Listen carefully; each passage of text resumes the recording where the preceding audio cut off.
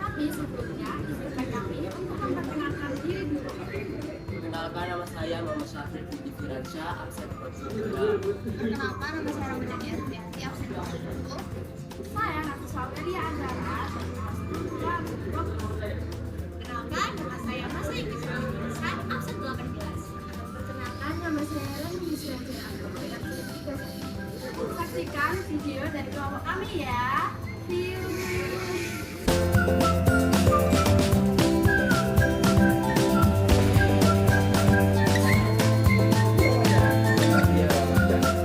Perkenalkan, nama saya Nafisa Aurelia Azara, sekolah dari Semansa. Izin wawancara ya Pak. Boleh. Untuk pertanyaan yang pertama, sejak nama sampean siapa? Nama saya sendiri Muhammad Faisal. Terus untuk nasi kerawu di sini adalah nasi kerawu Bu Sofi atau Bu Zainab. Kayak begitu. Kira-kira sejak kapan ya Pak memulai usaha ini? Kalau untuk sejak kapan, kurang lebih dari ini generasi, insya Allah generasi yang sudah ketiga, kurang lebih antara 40 tahunan lah. Kalau dari kakek nenek kurang lebih iya kurang lebih segitulah 40 tahunan. Karena di sini sudah generasi ketiga. Lumayan lama ya Pak ya? Alhamdulillah sudah lama sekali. Lalu apa hal yang mendorong Anda untuk memulai usaha ini? Yang mendorong, awal mula dari mendorong untuk usaha saya sendiri adalah satu, awalnya itu memang di sini itu kan hasil dari nasi kerawu itu kan sebenarnya bukan dari ini memang dikatakan khas Gresik ya. Tapi kebanyakan yang masak itu adalah orang yang Madura sendiri. Iya. Kebetulan dia adalah seorang perantauan mungkin yang ada di daerah pelabuhan sini, sehingga yang seorang memasak itu orang Madura sendiri. Jadi dikatakan untuk nasi khas Gresik sudah dikatakan sudah khas Gresik, dan itu sudah diakui sama UNESCO yang tak berbendah ya kemarin ya kayak begitu aja. Ada lagi? Ada. Kira-kira berapa modal awal yang dikeluarkan untuk membuka usaha ini? Modal awal yang harus usaha buka, pertama modal awalnya itu hanya tekad aja sih. Sebenarnya tekad aja sih. Kita mencoba untuk berawal. Kalau ditargetkan modal, meskipun kita modal, seandainya kita harus butuh 50 juta kontraan kayak begini, tapi nggak jalan kan percuma. Yang penting adalah istiqomah kita untuk bisa konsisten untuk megang nasi kerawu itu sendiri. Kalau modal, meskipun nggak modal, dulu di sini ini bukan toko kayak begini. Maksudnya itu numpang ke tetangga di depan sini nih, di depan numpang, terus mulai ya mungkin alhamdulillah rezeki bisa mengumpulkan, bisa kebeli nih rumah nih kayak begitu. Kalau untuk patokan modal nggak ada sih sebenarnya. Lalu tantangan terbesar saat Anda mulai menjalankan usaha ini kira apa? Tantangan terbesarnya satu, sebenarnya harus kuat-kuat istiqomah aja sih. Terkadang kita itu kalah sama capek, wajarlah manusia. Ketika sudah mulai rame, sudah mulai banyak pembeli, banyak pesanan, biasanya orang itu besoknya jualan, kita nggak jualan karena kondisi kita capek kayak begitu. Orang yang jauh-jauh datang kemarin itu sempat kecewa juga, yang datang dari Surabaya, dari kemarin dari Kalimantan juga jauh-jauh datang ke sini, naik dari bandara ke sini, ternyata dia tutup gitu kan. Itu sih sebenarnya tantangan terbesarnya, gimana caranya biar orang itu nggak kecewa kayak begitu. Iya. Lalu kira-kira habis berapa porsi biasanya dalam sehari? Kalau rata-rata habis porsi, kalau weekend atau tanggal merah itu kurang lebih kalau kita katakan maksimal 500 porsi. 500 porsi. Lalu pernah tidak Anda mengalami kerugian selama menjalankan usaha?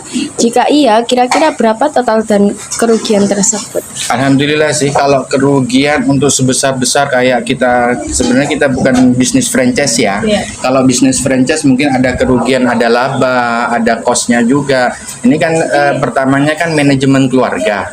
Jadi kalau seandainya kerugian itu begitu besar itu nggak ada insya Allah. Soalnya kenapa? Paling kerugiannya paling mungkin hari ini sepi besok mungkin ramai kayak gitu. Soalnya kita kan nggak tertekan sama franchise. Franchise biasanya 5 tahun satu kali itu harus balik modal, balik ini, balik itu bisa dikatakan rugi atau untung kayak begitu sih. Selanjutnya, berapa keuntungan atau omset terbesar yang pernah Anda raih? Kalau omset terbesar untuk yang saya raih kalau hari-hari biasa apa itu ada event? Hari biasa? Kalau hari biasa kalau yang terbesar antara 10 sampai 15 juta. Kalau untuk event? Kalau event itu biasanya paketan Kak. Kalau yang dikatakan paketan itu kan prasmanan kita yang ke gedung kayak begitu. Baru itu ada biasanya memesan 1000 porsi, 2000 porsi kayak begitu. Ada juga nanti kadang event ada di daerah Pemda kayak begitu. Jadi ada berapa porsi ya di sana. Itu event-eventnya gitu. Sebelum menetap di sini, apakah Anda pernah jualan menggunakan gerobak atau berkeliling? Serta mengapa Anda memilih lokasi saat ini untuk berjualan? Kalau gerobak tidak, kalau numpang ya. Kalau numpang ke orang ya kayak gitu. Soalnya dari awal dari sinilah numpang di sini kayak begitu. Oke. Menurut Anda, apa yang membuat usaha Anda bisa bertahan sampai saat ini? Satu, kita konsisten. Kayak gitu. Dengan konsisten apa? Pertama, kita istiqomah jualan. Satu. Yang nomor 2, kita pertahankan dengan rasa. Yang untuk menanggung rasa dengan standar SOP yang ada, contohnya kayak bumbu-bumbunya juga harus sama, harus kayak jangan sampai ada yang kelebihan, ada kekurangan. Setidaknya kita harus benar-benar ada 5 cek sebenarnya. Cek pertama ya kita cek apa itu sudah matang, seandainya bumbunya sudah semua ini sudah selesai, kita cek pertama. Habis itu kita double cek. Habis itu triple cek lagi apa yang belum selesai. Terus habis kayak gitu kita last check pas kita final check. Kalau kayak gitu kita baru bisa jualan. Lumayan lama. Oh, lumayan lama. Soalnya kenapa? Banyak takutnya adanya komplain Kak. Salah satu aja daun. Kalau daun itu tiap hari aku beli itu harus dibersihkan dulu. Nah, kalau kita nggak dibersihkan daun itu, biasanya mohon maaf itu ada ulatnya, kadang itu ada kotornya. Apalagi musim penghujan, dia basah. Kalau seandainya basah, kena nasi, dia gampang bau. Kayak begitu. Nah, itu yang susah-susahnya. Itu salah satu contoh daun aja untuk dalam operasional setiap harinya. Next. Ya. Apakah Anda mempunyai pesanan untuk para wirausaha agar usaha mereka jalani sukses atau berhasil dikenal orang? Kalau kayak gitu, satu memang dari faktor luck ya, faktor keberuntungan itunya orangnya sendiri. Kita mau konsisten apa tidak? Semua itu kan semua itu tergantung konsistennya orang. Mau istiqomah apa tidak? Gitu aja. Nggak ada untuk berusaha sebenarnya harus kita punya modal yang sangat besar, terus marketing yang sangat bagus. Ternyata kalau kita alami yang benar di lapangan, nonsense take about itu nggak ada, bullshit semuanya. Kita lihat di lapangan kayak gitu. Jadi guru yang paling berharga adalah pengalaman. Iya. Gitu aja sih. Kalau teori memang harus, ya kan? Tapi tidak 100% harus kita ikutin teori. Soalnya kenapa? Kalau mengikuti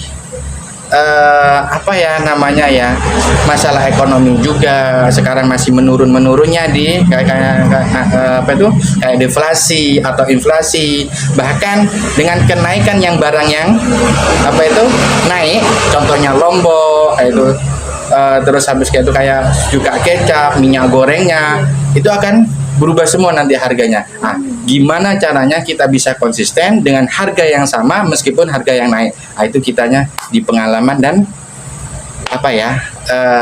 lapangan yang tahu biasanya kayak begitu. Baik. Ada lagi? Ya, Pak.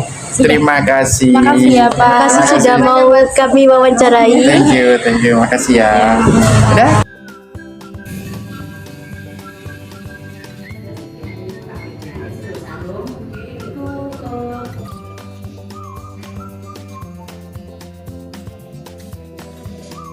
Maka nama saya Mas Egri Sofitri Ihsan dari SMA Negeri 1 Gresik ingin mewawancarai beberapa pertanyaan. Yang pertama yaitu sejak kapan Anda memulai usaha ini? Dari 30 tahun cuma garasi sudah 3 kali. Sekarang ini meneruskan punyanya mertua. Ini dulu dibilangin nasi BHS itu dulu cateringnya BHS, nasi BHS, pabrik BHS itu loh Sarung.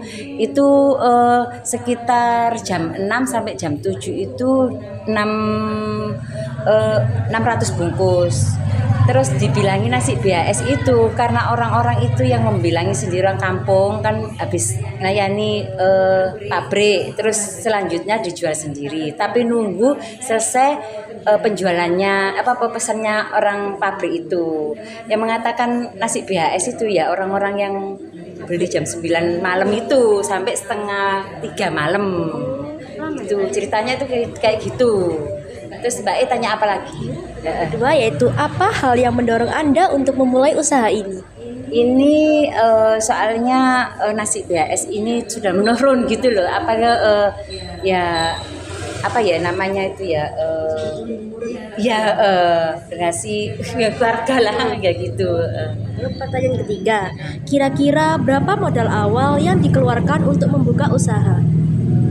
Kalau yang dulu itu aku nggak tahu. Kalau yang saya jalani sekitar satu harinya itu 5 juta. Itu semua ya beras ya ini segala kebutuhan ke pasar itu sampai gitu. Lalu pertanyaan selanjutnya, apa tantangan terbesar saat Anda menjalankan usaha ini? Ya risikonya banyak deh. Kadang yang rewang nggak masuk, apapun yang apa itu tantangi mulai mulai 0 sampai saya sukses itu. Lalu pernah tidak Anda mengalami kerugian selama menjalankan usaha? Jika iya, kira-kira berapa total dari kerugian tersebut? Insya Allah nggak ada sih, lancar terus. Soalnya berasnya itu satu hari entek 50 kilo tak gitu. Iya. 50 kilo. Kan satu saki kan 25. Itu satu hari segitulah. Sebab itu tidak melayani pabrik ya, sudah stop.